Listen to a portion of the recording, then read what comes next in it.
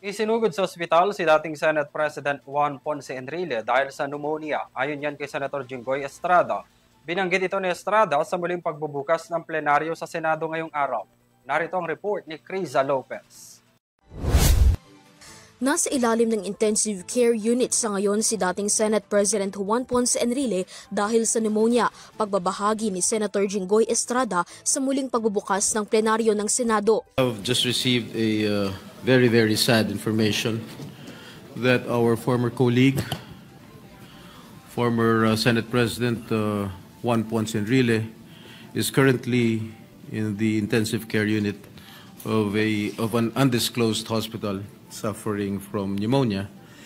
Ayon kay Estrada, mula sa kanyang very reliable source, maliit umano ang tsansa na muling gumaling ang dating senador. And I heard from a reliable source, a very reliable source, that he has slim chances of surviving.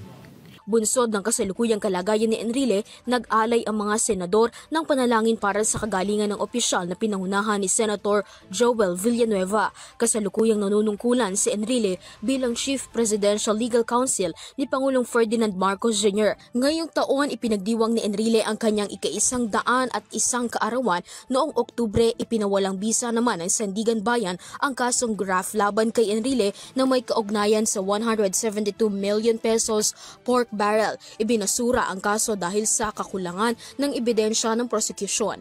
Para sa Euro TV News, Criza Lopez, sumasaludo sa bawat Pilipino.